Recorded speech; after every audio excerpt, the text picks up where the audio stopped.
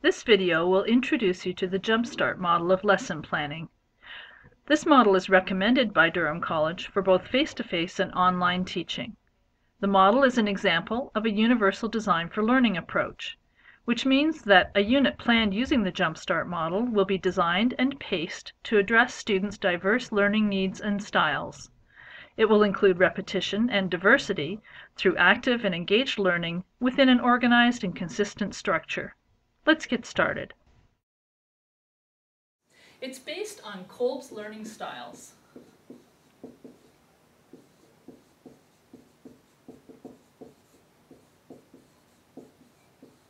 It's not important that you know much about Kolb at this point, but you're certainly welcome to find out more about him and see how it connects to it. But really what I want to do is just show you this model, and then we can learn more about the individual parts of it as we go along. So this is a model that will help you to plan a unit of study. Let's start by saying what it is we mean by a unit. A unit could be one lesson, but it could also be much longer than that. It's anything that's related to one topic in your course. All the material, all the activities that are related to one topic of your course. So it might last one 50-minute class. It might last a whole week. It might last multiple weeks. It depends on how complex and how large the particular topic is. But it's a unit planning model as opposed to an individual lesson planning model. Okay? So the Jumpstart model starts with a unit learning outcome.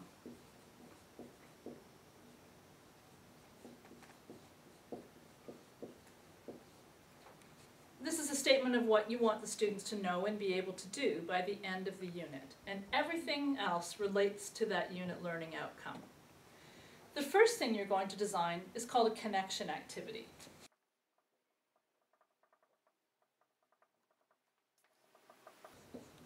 The idea of a connection activity is, as the name suggests, to connect your students to this particular unit and its topic.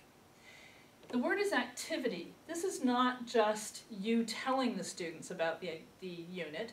It's them actually doing an activity that helps them to understand why the unit is important, how it connects to the rest of their course of study, how it relates to their program, how they might use it in their own life and work after they leave college. It's to motivate them to pay attention to the rest of the unit. So it's called a connection activity, and there's one for each unit, just one. And this is step one in the Jumpstart model. So you design one connection activity for the unit. The next thing is to break your unit down into subtopics. It's important to only give students an amount of material that they can digest at once. You don't want to overwhelm them by delivering all the content at once. You want them to have digestible chunks of it, or subtopics, or steps, whatever term makes sense to you. You're going to break the content down.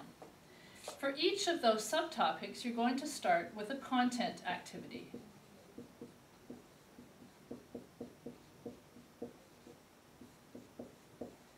And again, as the activity title suggests, this is when the students learn the content, when the content is delivered to them, a piece of the content.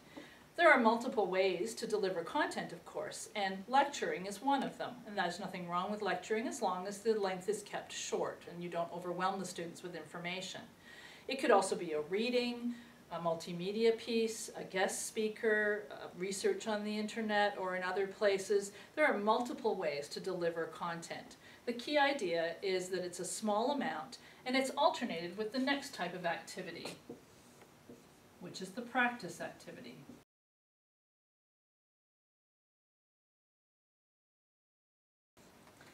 What we know about learning is that people have to do something with material before they really understand it and are able to retain it and use it. Just passively receiving content is not enough. People who are learning new things need to practice with that information. Now, if you're teaching a hands-on skill, this is probably really obvious. You explain or demonstrate how to do it, and then they practice it hands-on themselves. With cognitive information, the sequence needs to be exactly the same. The content is delivered in some way, and then the learner has a chance to practice or do something with that material. This could be application or practice exercises in a worksheet or a workbook. It could be a case study. It could be answering questions about it. It could be some kind of activity that causes the students to apply and practice and review what they've just learned. In this way, the students are receiving what we call formative feedback or assessment on their learning. They're getting to find out immediately whether they in fact understood and can use or articulate or re-express the content that they just learned. So in this way, students become more aware of their own learning and more able to make study plans or other action plans if they find that in fact they can't apply or understand the material. If they're just sitting passively receiving it, they have no way of checking their understanding or checking their mastery as they go along. So for each of your subtopics, you deliver with a content activity, and then you have the students do a practice activity. These don't have to take long. They can be 5 or 10 minutes. They don't have to be massive and complicated. This sequence repeats for every subtopic. So this is step 2 and step 3, and 2 and 3 repeat until you've completed all the material for the entire unit. Again, this could take one class, or it could take multiple classes. The idea is you keep repeating these activities until all the content from the unit has been covered. So now, all the content has been covered, the students have had opportunities to practice all of these subtopics. You've broken the unit down into discrete pieces. Now you want to put it all back together for the students. So step 4 is the summary activity. And whereas the subtopics were portions of the unit learning outcome, the summary activity comes back and is related to the entire unit learning outcome again. The idea of the summary activity is synthesis. Having taken apart all the content in the unit, you're now going to put it back together for the students. So a synthesis for the students might be coming up with mock test questions, or it might be, as a group, putting together the grading rubric for the assignment that's going to be used to assess or evaluate this particular unit. Or it might be grading mock assignments as a class. The idea is that, again, this provides formative feedback to the students on their mastery of the entire unit. And it precedes, it comes before the actual graded activity. The graded activity comes after the summary activity. This is like a dry run or a practice. It's taken up in class, it provides the formative feedback, or it's self-graded or it's peer-graded, whatever. But the idea is it doesn't generate grades. That comes afterwards. However, the summary activity should be as similar to the eventual graded activity as possible, so that the students, again, get a good idea of whether they are ready to be graded, whether they have in fact mastered the content and skills of the unit. So looking at the entire thing together now, let's quickly review. The Jumpstart model is a unit planning model that starts with the unit learning outcome.